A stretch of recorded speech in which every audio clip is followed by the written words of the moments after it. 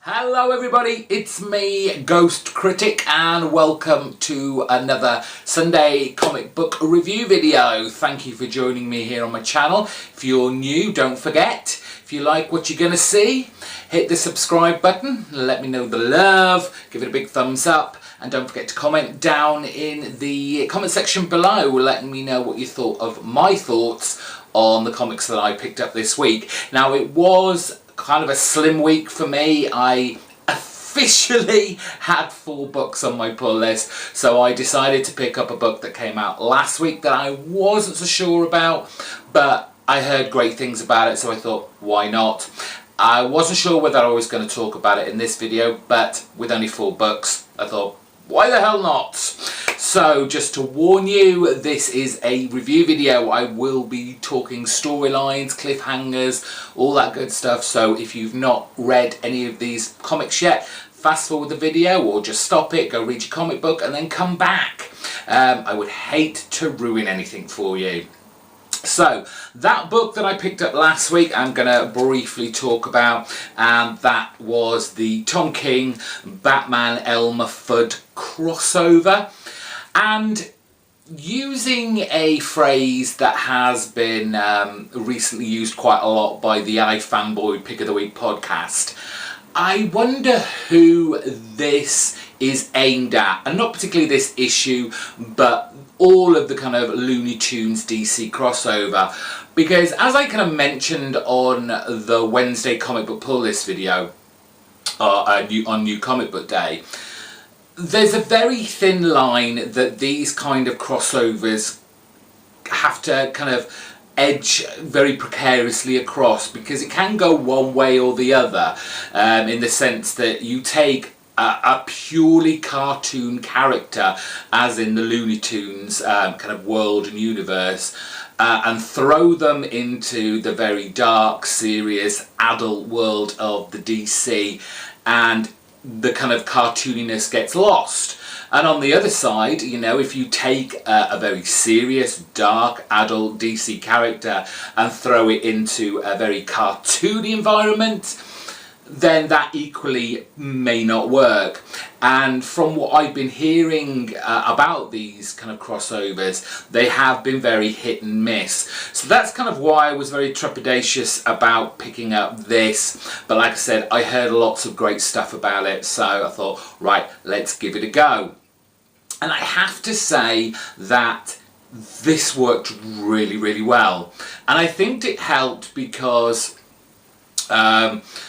Tom King, along with, who's the artist, Lee Weeks, they kind of reimagined the characters of the Looney Tunes, putting them in this kind of pulp noir setting, and most of them were kind of like villainous type of characters that wouldn't look out of place within the kind of lineup of Batman's kind of rogue gallery of villains. You know, the Bugs Bunny type character with his kind of overgrown front teeth, perfectly pitched, and could be, you know, one of those strange kind of lower tier gangster mob type characters that you kind of see in Batman comics. And it kind of reminded me a little bit of Dick Tracy, the old comics of that ilk, where their names for all their kind of villain mobster characters reflected how they looked. So I appreciated all those kind of little idiosyncrasies. My only kind of, not annoyance, but it made for a tough read, was the whole Elmer Fudd speech impediment and trying to read it. Yes, it's hilarious and it's very funny when you watch the cartoons, and you only have to kind of like hear it and you can understand it.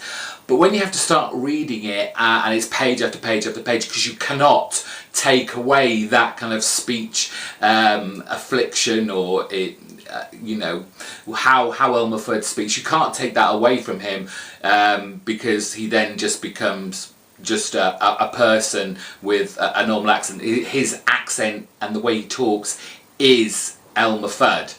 Let's be honest.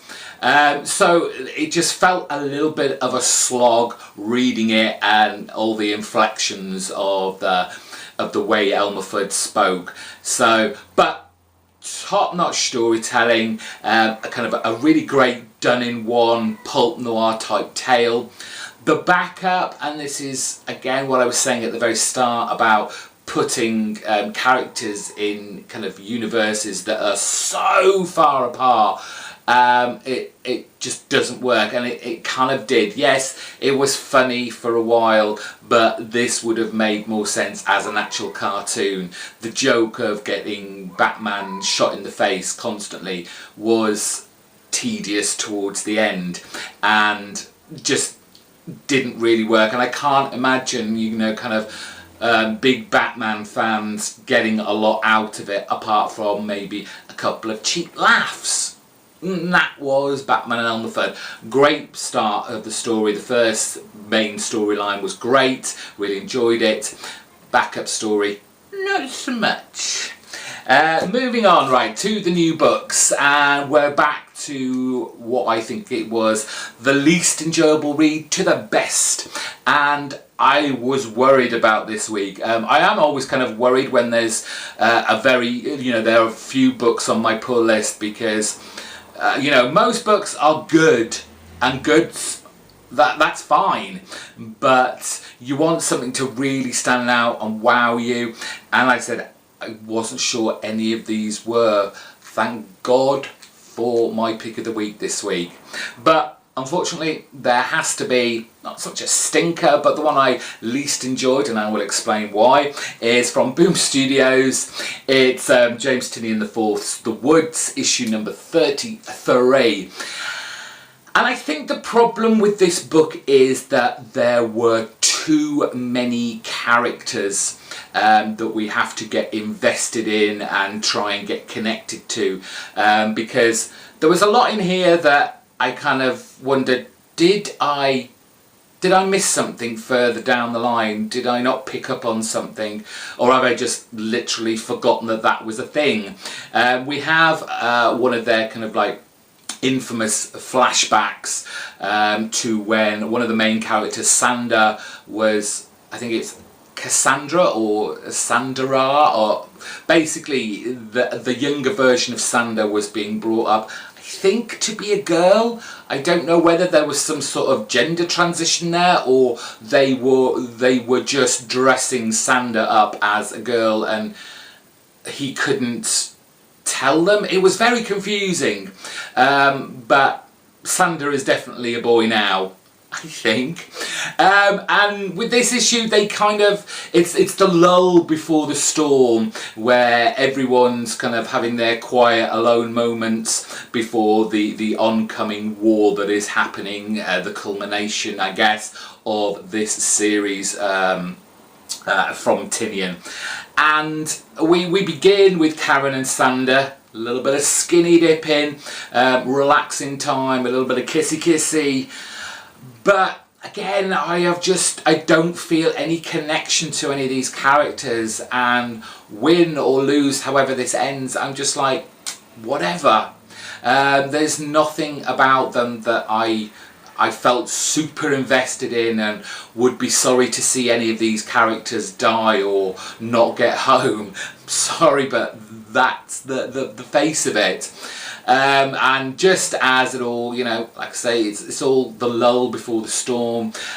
Casey is running through to this new encampment where everyone's gathering their kind of army for the big fight, bringing with him the remnants of New London, as Isaac has been terrorising the whole planet. We're taking over all the animals on this kind of prison planet and destroying everything in his path. So there's kind of some happy reunions and worries about what is to come, and then someone turns up where hopefully they have the plan to win and turn this battle, this war, around to their way. It's nice-ish to look at. Michael Dialynis, I always get his name right, Dialynis? can't pronounce it. It's been kind of like the same throughout, you know, big bold colours, very thick, a lot of black lines going all around and all over it, but funnish. But as I've said in multiple times in other videos, I'm not going to be sorry to see this go. I'm just here to see the end now. Moving on to, I think it's, yes, my only Marvel comic this week. That was issue 23 of Daredevil and part 3 of this new storyline, Superior. That's right. And we have in this issue Daredevil in his Matt Murdock guise in a diner having a chat with Jennifer Walters, the She-Hulk. As you can see on the front of the cover, she's turned a little bit grey-green there. And I just felt this was kind of a dip in this storyline, and felt more like a spotlight on Jennifer's character and her, I guess, her problems with transforming back and forth between She-Hulk. I believe she can do it, change and transform as and when she feels like it, but there seems to be some inner turmoil about that going on, and I have no idea why.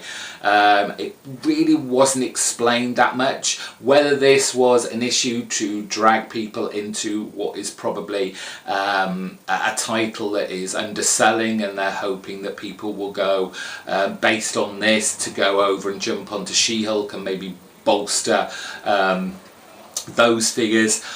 But I can't imagine Daredevil, the Daredevil readers and who's buying this is any more, you know, selling any more than She-Hulk is really. Daredevil has always been one of those kind of middle range kind of selling comics, I believe, where it's just kind of not necessarily holding on for dear life, but it's holding its own. And because Daredevil, you know, we've obviously got the TV program, the Netflix show, we need a Daredevil comic to hopefully bring people in and read it, and they'll go, it's nothing like the TV show. But still, we don't want that. We don't want that. We want the Daredevil we have in the comic books. So this was kind of a middling issue. Whether this is right, stuck right in the middle, it's issue 3 of maybe a 5 or 6 issue storyline. I'm still not fully sold on what Matt Murdock is trying to do, in the sense that he wants to be able to kind of overturn the law where the superheroes can go and testify in court and without having to unmask and reveal their identities. I don't think this is going to go Matt Murdock's way. By the end of it, it would change a great deal within the kind of Marvel universe, and obviously the idea of the law. But it's being handled okay by Charles Soule. The artwork is, again, so-so. It's not horrific that I'm just like, oh, this is just turning into a terrible comic. And Daredevil is one of my favourite Marvel characters, which is why I keep buying volumes of Daredevil. So that was that issue. So we're coming up to the last 2, and well, yes, I've made up my mind, as if there was a choice. 7 to Eternity, issue number 7. And this was disappointing. And I think we all know why. Jerome Pina is obviously taking a break from this issue. His glorious artwork on the previous 6 issues have just been a joy to look at. Visually, him and Remenda have created just a wonderful, fantastical world. The environments are so well detailed, the characters so well realised. And then we get James Harron on the book. And while this was such a solid book, story-wise, the artwork, it just didn't feel the same, and I'm missing you so much, Jerome. Missing you so much. There were so many great parts in this, and I was just begging for Jerome to have drawn those. I would have rather waited a couple of months to give Jerome a chance to catch up, get a few kind of issues in the bag, so to speak. But obviously Remender wants to finish this storyline on time, and so I guess he's roped in James Harren, but it just doesn't work. We've been spoilt far too much, and there's a few kind of storylines going on in here. We have a kind of flashback and a setup point with the use of Javalia when she was a lot younger, living in this glorious paradise, this kind of fairyland, and just enjoying life and pushing her brother to be better than her, and you know, just they seem to be having fun. This is a land that is flourishing, but anyone who's obviously been reading this, they know that the Mud King, the big villain of this title, is gradually offering kind of fiefdoms and kingdoms around the world to come under kind of his empire,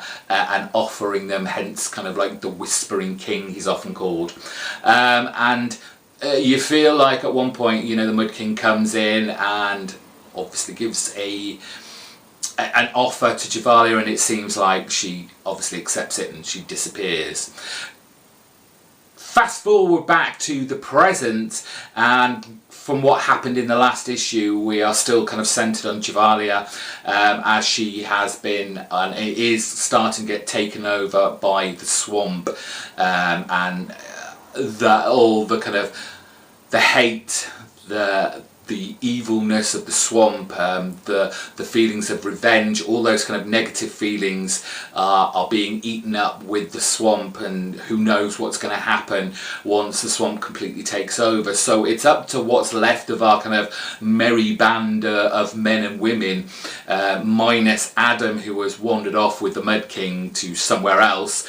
The rest of them have to go back to Javalia's home village, to find a cure for this kind of swamp disease she now has.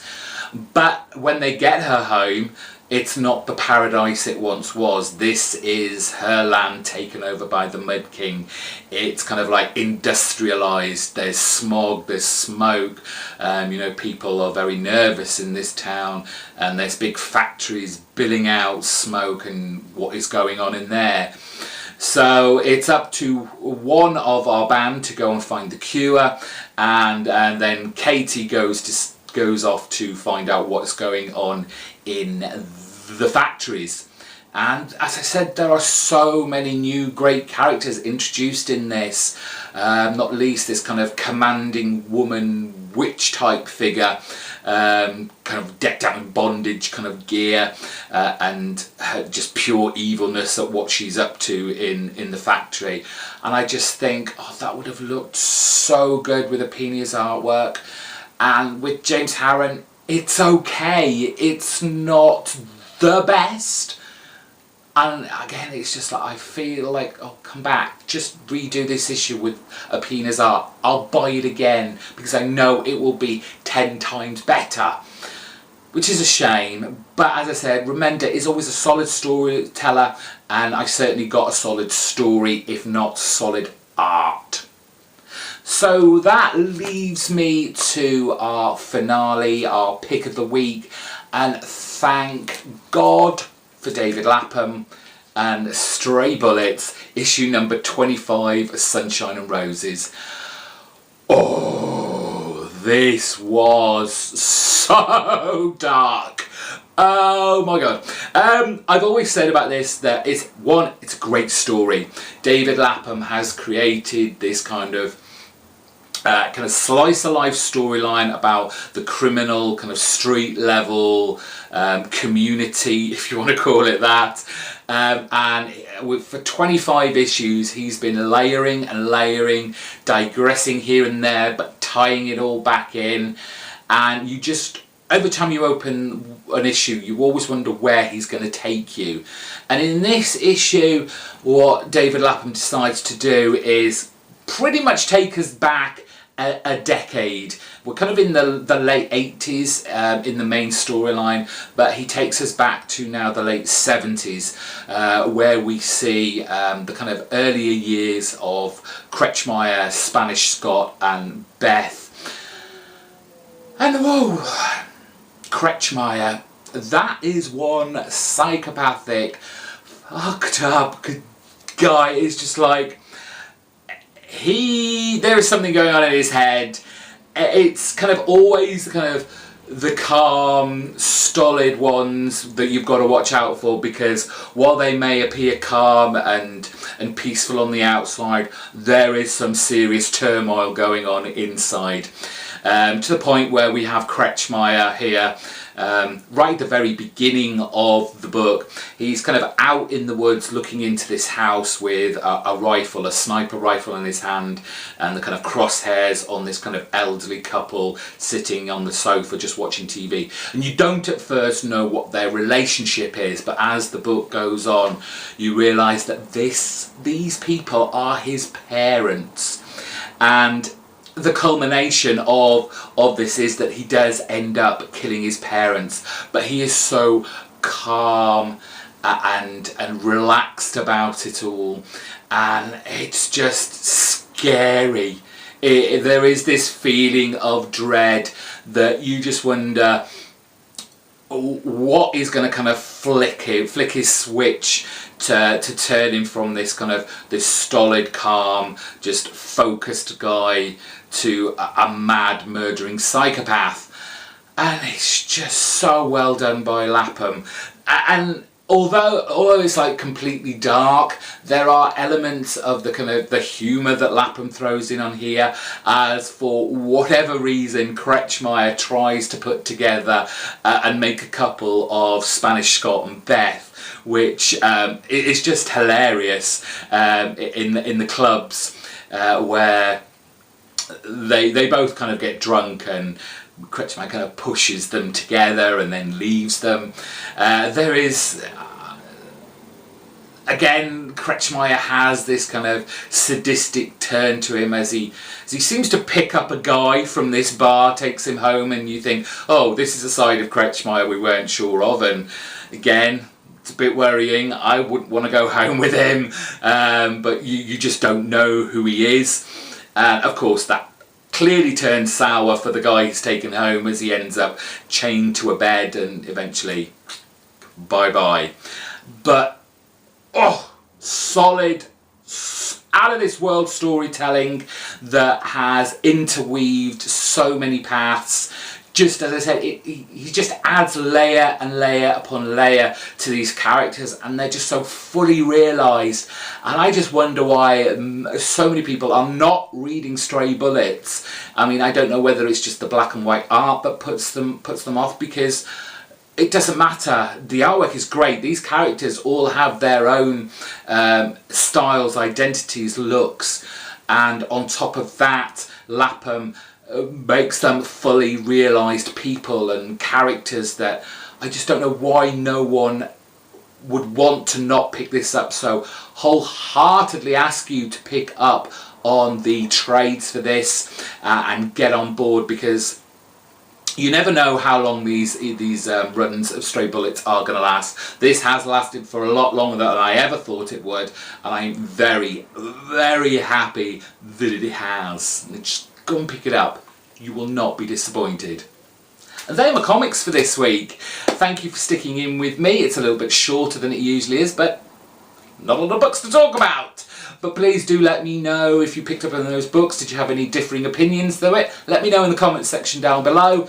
Give the video a big thumbs up and subscribe to me. Don't forget, if you subscribe to me before next Wednesday's comic book haul video, new comic book day video, then you will get a shout out. And if you have a channel that you regularly update, doesn't even have to be about comics, then I will shout out that channel as well and make sure I point people in your direction. So don't forget that too.